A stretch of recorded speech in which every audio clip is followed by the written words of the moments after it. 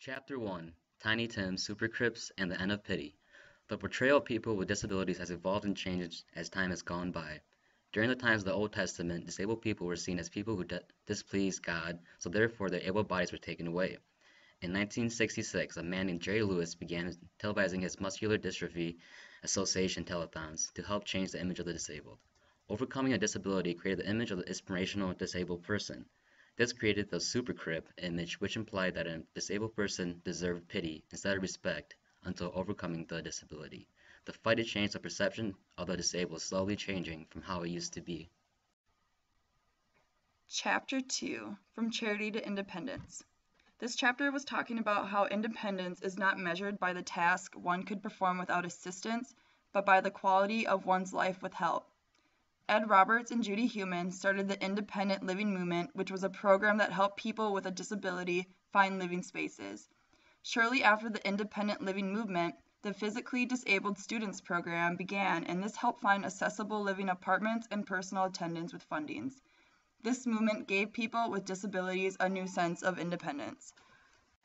Chapter 3: The Deaf Celebration of Separate Culture. To some deaf individuals, deafness was viewed as a culture, not a disability, a distinction made by spelling deaf with a capital D when referring to cultural deafness.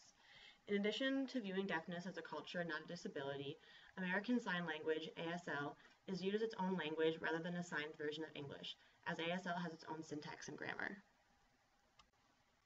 Chapter 4: A Hidden Army for Civil Rights. Following the passage of the 1964 Civil Rights Act, a poll was taken which found that 59% of disabled people were afraid to go out. Despite the previous decade enacting a law guaranteeing public education to the disabled in Section 504, the isolation had clearly not ended. Finally, after many months of drafts and revisions, President Bush signed the Americans with Disabilities Act into law on July 26, 1990. Chapter 5: Integration Out of the Shadowland. Autism affects roughly 200,000 people in the United States. A group called the Community Services for Autistic Adults and Children was created to help children live on their own or at home. This led to people with autism being able to work in supportive employment. In 1973, 250,000 children between the ages of 7 and 13 didn't attend school. Many of them had disabilities that prevented them from going to school. Therefore, the Education of All Handicapped Children Act was passed in 1979. This act required teaching to be in the least restrictive environment possible for children with disabilities. Families today receive support from services such as respite care. The best protection for an autistic child is being able to be self-reliant and independent. Studies reveal that disabled children master social skills sooner and easier when they're with non-disabled children.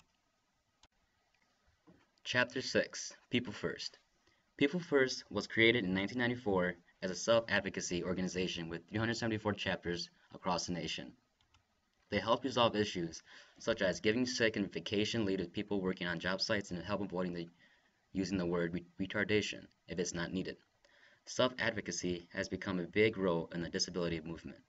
This can be understood by People First philosophy. Anyone can be taught to make good choices, and you might need some help, but you can talk for yourself. At first, it was tough introducing self-advocacy to parents and people with disabilities since it was too new, but eventually the government began providing funds to People First and other groups such as ADAPT, or known as ADAPT, to further evolve self-advocacy. Chapter 7: The Screaming Neon Chair. If you cannot stand up, stand out, claimed Marilyn Hamilton, the creator of the Quickie Wheelchair Company. Hamilton was in a hang gliding accident that bruised her spinal cord, and she became a paraplegic. That did not stop her from being independent, hence why she created the Quickie Wheelchair Company. Quickie marketed by showing people using the chair in the office, on the basketball court, and on the dance floor. A power chair was developed by attaching a motor to the lightweight chair. Now companies are racing to develop a light, stylish, fast chair that is inexpensive to compete with Hamilton's products. With new technologies comes new laws like creating accessibility not just for able-bodied and non-able-bodied people, but for everyone and their needs. Chapter 8: Up from the Nursing Home. In 1987, 10% of the nursing home population were between 18 and 64 years old. This threatens the disability rights movement's gains of civil rights protections because if people are forced into nursing homes, then they will lose their basic rights. It would be cheaper to fund independent living homes than to pay for nursing home living. Attendants are now labeled as personal assistants in order to show that living independently is still possible.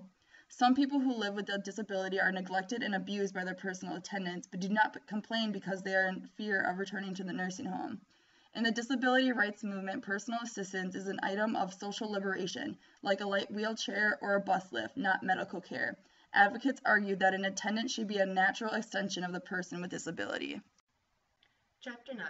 No Less Worthy of Life. In 1989, a Georgia Supreme Court judge ruled that 34-year-old Larry McAfee could kill himself.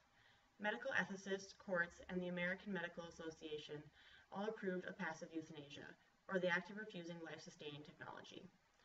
From a disability rights perspective, the decision showed how the country neglected to care for severely disabled people, and people with disabilities felt that